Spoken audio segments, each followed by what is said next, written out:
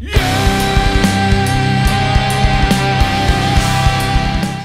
introduce yourself and say what your role is in the band, please, for our viewers. Yeah, sure. I'm Ade from Darkest Era and I play guitar. And I'm Sarah from Darkest Era and I also play guitar. Okay, nice to meet you guys. Hi. Right, can you describe Darkest Era in just 4 words? Epic Celtic heavy metal. Pretty much. What was it that got you into rock and metal music?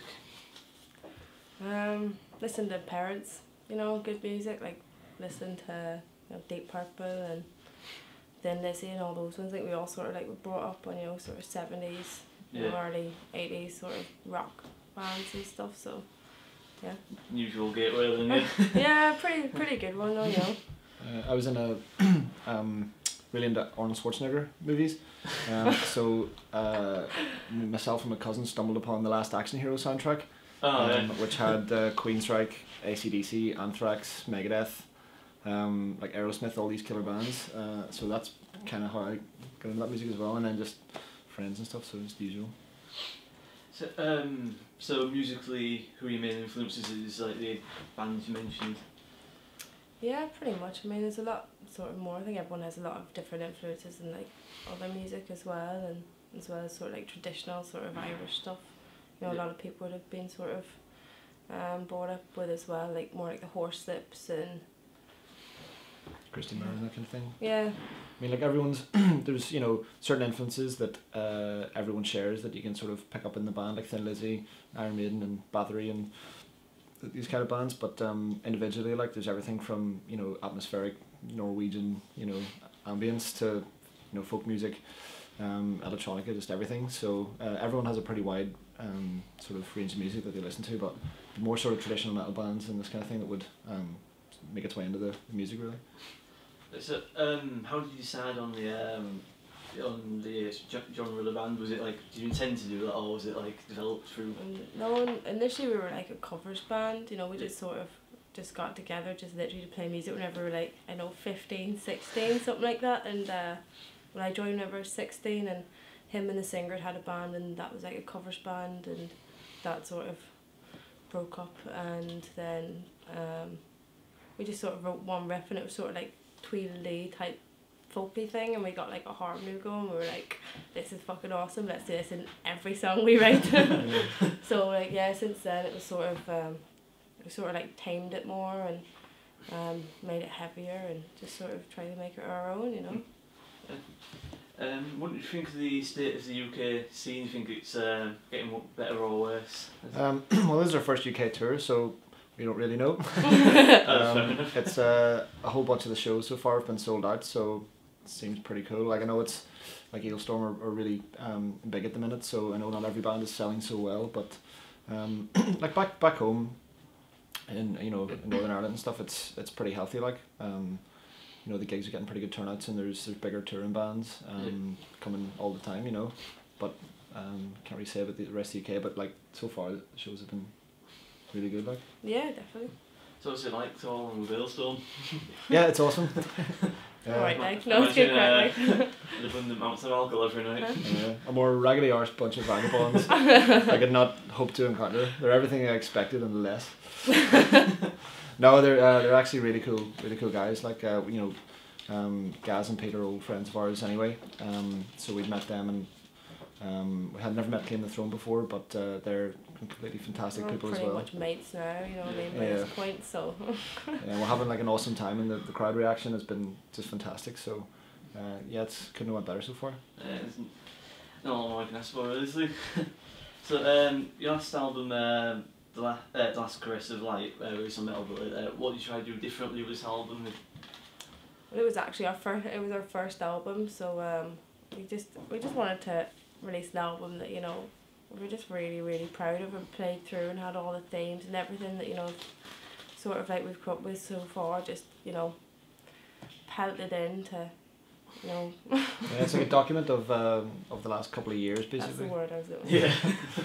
It's I mean, it contains some slightly older songs that appeared on EPs that we put out, and then some newer stuff, you know. But it's a pretty good representation of the band up until that point. But I think if you listen to it, you can kind of hear traces of where we're probably going to bring the sound, you know, creeping in there. So particularly in the last three songs in the album, it's sort of like, you know, it's like a changing wind almost when you listen to that. It's like, you know, going in a particular sort of way. So, but no, we're really proud of that record. Like it's you're always going to be proud of your first one, but we think it turned out good. Like. So. Do you have any favourite unsigned bands at the moment? Claim the Throne are unsigned. What's that all about? Are they really? Yeah. That's crazy. Like. Hello, Crumb. Oops. Oh, that should have been on camera. That was amazing.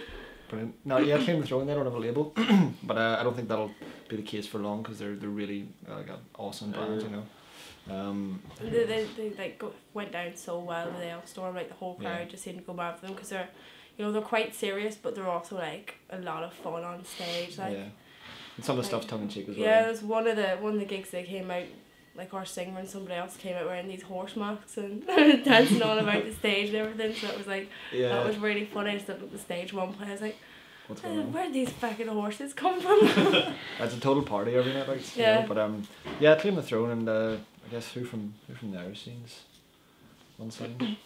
Like mostly everybody, and that's a shame. Yeah, there's only a few bands, including ourselves, I suppose, from Northern Ireland that are sort of signed and, you know, breaking internationally, which is a shame because there's a lot of really cool bands, you know. Big genre, like massive spans of music as well, you know. Yeah. Well, you've got bands like Old Season doing really well and stuff, but yeah, just I don't know what it is, but bands from back home, they just, a lot of them can't seem to make that leap, you know, just to get onto a label and get stuff out there. But I mean, like, it's easier now because of the internet and stuff, but you know, but the scene's healthy back home. There's loads of cool bands, like Old Season would be one of my favourite Irish bands, and Neil Morga, they're actually on the label, but yeah, they're cool. Well, it's I feel that all change soon. More the Irish bands will be able to break through in the market. Yeah. What's your best way of conquering pre-gig nerves? I don't think there's really any way of doing it. You just gotta like put on a really awesome intro track. So at the moment we're using Liberae Fatale. Liberae Fatale by Nobu Uematsu, who actually did, you know, the good Final Fantasy soundtracks. It's like the awesome sort of orchestral, like loads of vocal on from Final Fantasy 8. We're such nerds. And yeah, but you have to be like. But we put that on and like loads of other cool intro music just so you have all this music blasting. Yeah, but like the nerves is a good thing though, you know what I mean? It's like enjoy that part when you're kind of buzzing and stuff. I think like everyone says this when they're asked about it, but like if you're feeling kind of flat before you went on stage and not really, you know, then you wouldn't be putting on a great show, like. So I don't think it'll ever come to a point whenever I don't have any nerves, like. You know, I don't know any musicians who aren't nervous before they go on stage in some sense or form, you know. So it is good. Yeah. What do you have any favourite songs that you like to play, or? I like to play the Morgan because it's just really rocking and fast, and it's like one of our sort of shorter songs as well, and it always seems to get everybody going pretty well. You know, which you know you sort of feed back off as well. Crowd always reacts like pretty well to that. But then also like the sort of doomier ones, I love those. Yeah, To Face the Black Tide sounds quite good live. Yeah, it's good to get angry too. Yeah, no, yeah, those are quite good. So, what are your future ambitions for the band? Well, after the tour, we're going to be doing a couple of Irish shows with Neil Morga, like who I mentioned earlier. But then we're going to be writing probably for most of the next few months. So we've kind of already got our eyes set on the next album, you know. So we're sort of not wasting any time. And you know, we're getting like more and more ideas and stuff, you know, flowing really well, which is good. So we just want to get back into the studio really and get another album out. Probably record in September, October or something. And be gigging, you know, in between times as well. So just keep pushing forward. Really. It's all systems go then. Yeah. So do you have any advice to give to new bands who are just starting out and they're struggling to make their way? I don't know if I'm very good at advice. Well, I know, like we've been doing this for like 6 years now. You know, I was 16 whenever we sort of started, and just remember just have the crack no matter what, like. That's really it. Like, you just gotta go up, and anybody who says, you know what I mean, oh, you weren't that good, don't worry about it, like, because just keep going. People play music for, you know what I mean, the sake of playing music. And I would say, like, you know, firstly, if your heart's not in it, then don't bother, try something else, because you'll never get anywhere. You know, it's like... it's not always about getting somewhere, you know. No, it's not that, but it's like, you know, unless you're really enjoying it and into what you're doing, it doesn't matter if you're playing in front of 10 people. If you're really enjoying it, then it's fine. Just keep doing it, like, you know, but in terms of getting off the ground and stuff, you know, like I said before, it's getting easier with the internet and stuff these days, so, you know, just like, rehearse plenty and get really good at your craft and try and find a unique individual sound. You know, there's so many sound alikes these days, so it's like try and do something a little bit different, and just as long as you're enjoying it, just keep doing it. It's really nice. So what are your favourite bands that you've played with? I mean, apart from Hailstorm and Clinderford. Primordial. I mean, they'll play with Primordial and America as well.